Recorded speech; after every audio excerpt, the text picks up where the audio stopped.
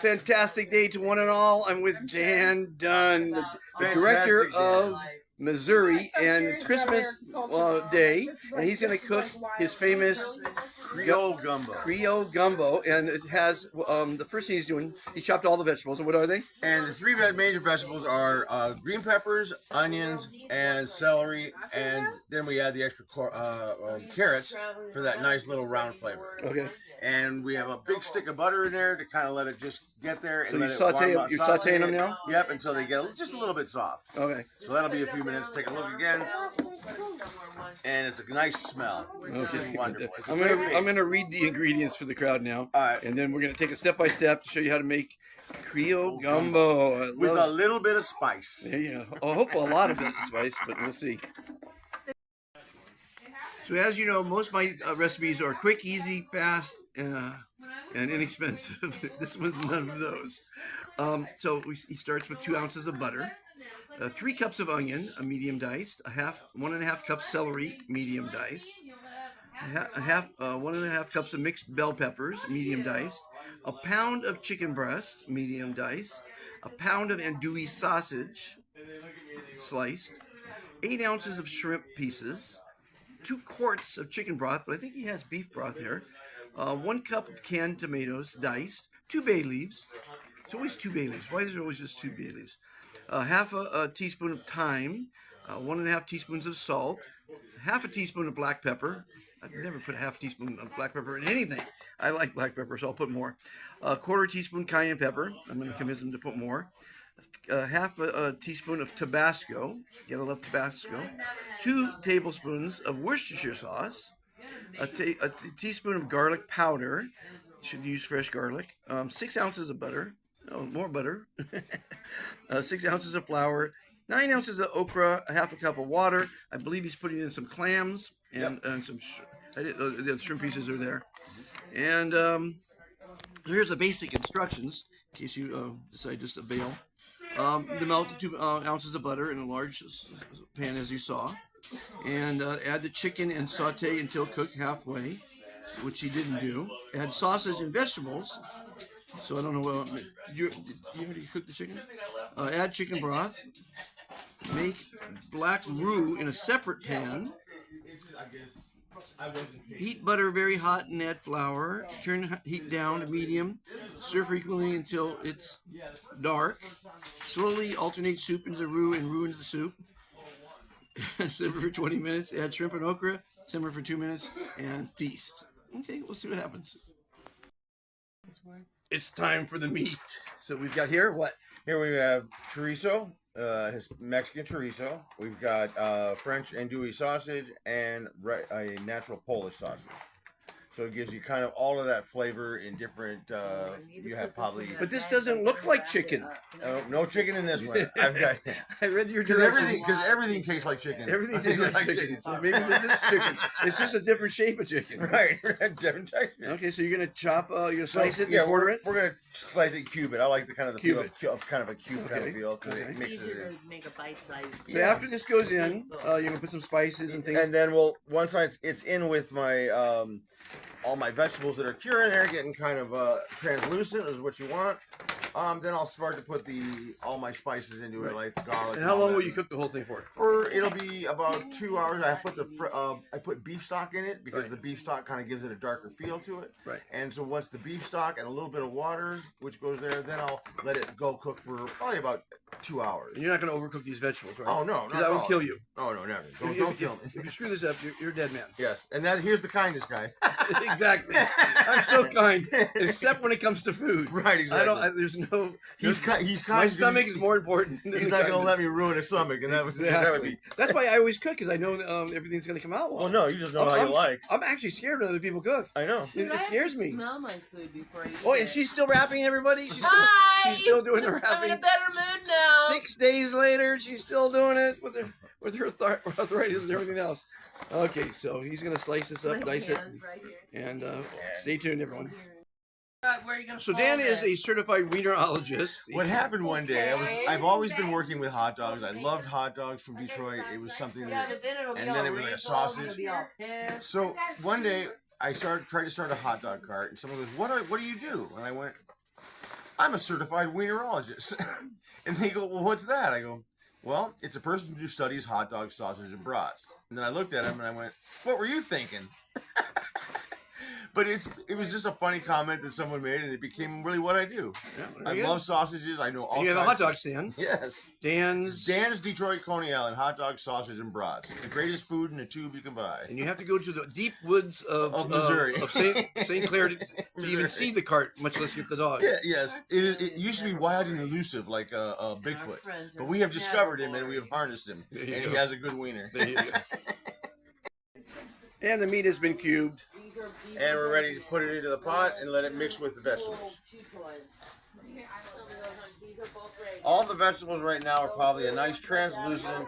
They're still kind of crunchy in their value, but they're going to get warmer as they get and meld with all the meat. So as long as they don't get overcooked. No overcooking, man. Overcooking things is a So sin. the beautiful thing is now I'm going to stir it up and let it kind of mix, let the meat cook.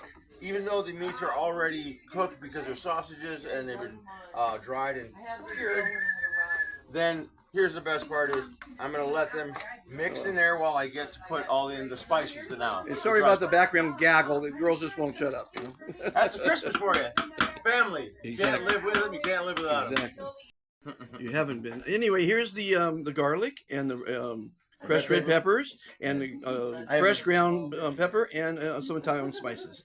And there's the beef broth we're going with, and we're going to put some Tabasco and some other things, right? Yep, and then after that goes in, I have 2 cans of tomato, Marzana tomatoes, which gives you a real good flavor to it. Gotcha. Okie doke. It's looking pretty tasty. We're going to put the. This is beef stock. How'd you make the beef stock?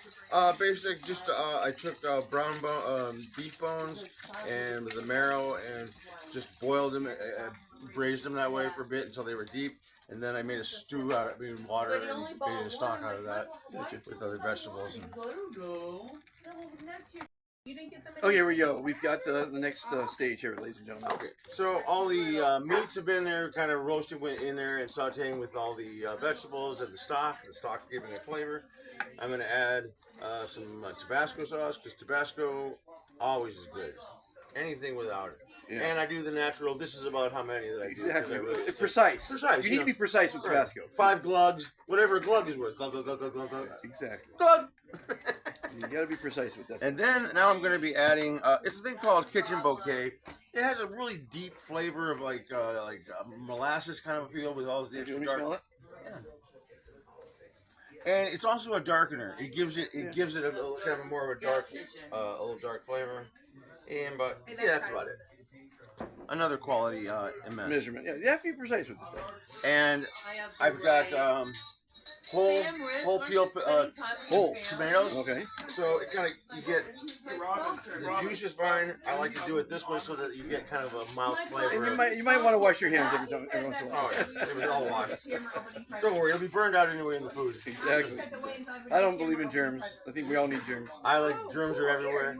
When I dropped my food, my hot dog, when I paid $3 and young, fell on the floor, my dad goes, "Eat it." These are hand squished tomatoes, everyone. So he goes, "Eat the hot dog," and it's crunchy, and he goes, "Well, that's the extra."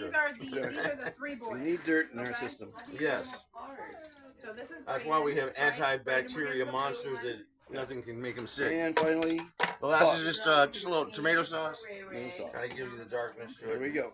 The last, there's the. Now, is that everything that's in there? That's basically everything here. And Okay. what's going to do is we're going to let that cook for a couple hours, and then we're going to put the shrimp and the clams in it afterwards. Gotcha. That way, they don't get all cooked into it and chewy. Perfect. I'm gonna do the girl.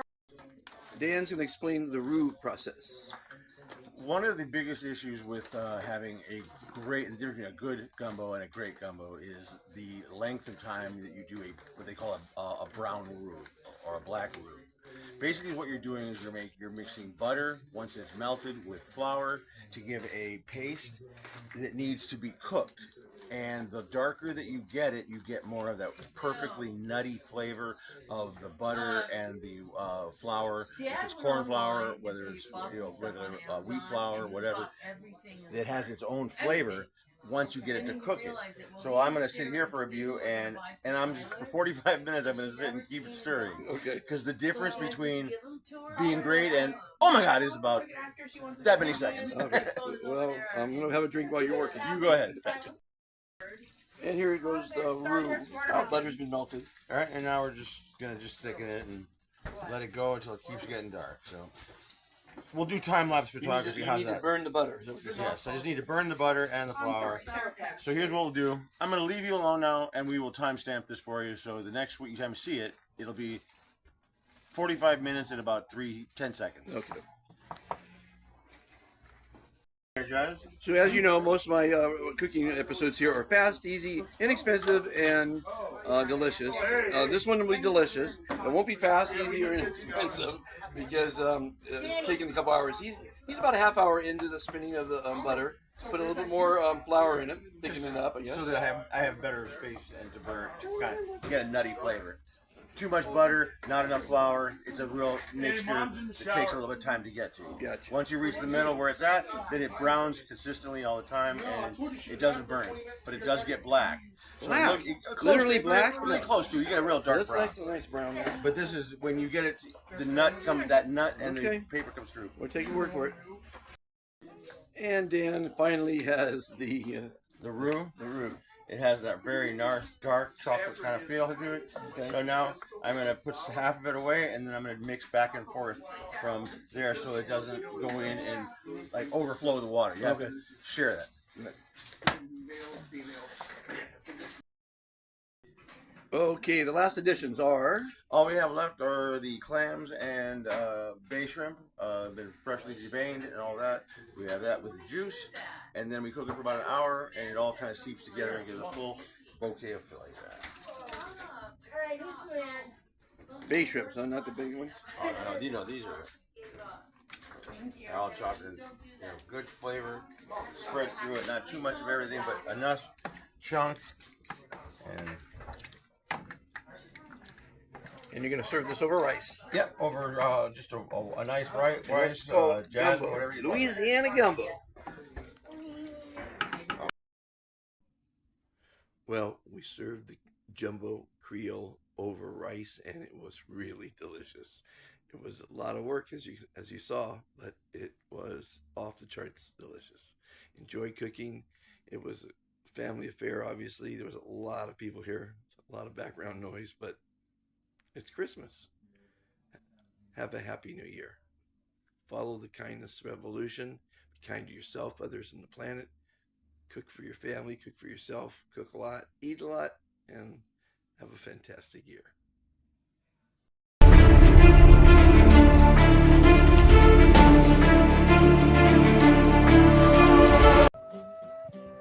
Welcome to the Be Fantastic channel, where you will find many fantastic interviews with amazing people.